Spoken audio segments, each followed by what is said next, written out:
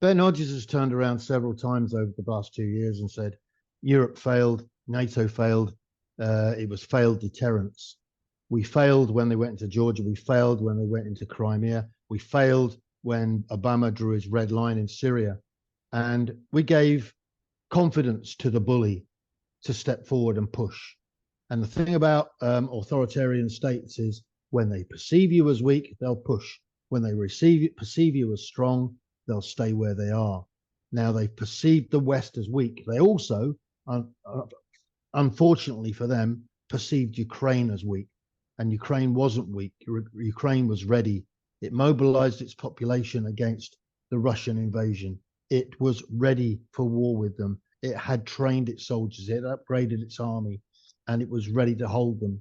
And it's only that has held back the Russian hordes. Now, Boris Johnson came along afterwards, and he used Zelensky's character to motivate the rest of Europe, to get people working behind it. Had Kyiv failed in 3 days, everyone would sit back and on, well, that's really sad, isn't it? But there's nothing we can do. But the fact that the Ukrainians fought and fought and fought, they turned Russia back on the road south from Belarus.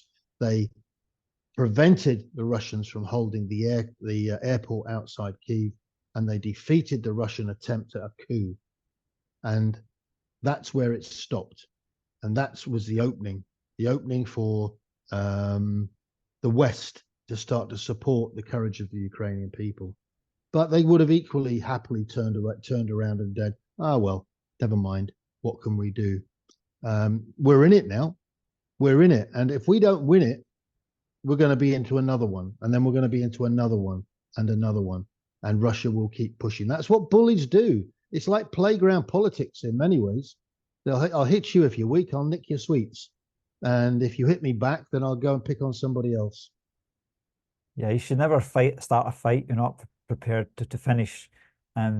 Because there's so many Ukrainian men on the front line that are depending on us. We're the ones that have motivated them a lot of the times with their weapons and support. And they look to the UK a lot for leadership, I believe, or motivation. And we can't just abandon them because we find Starbucks more expensive, or we're finding it hard to heat our homes.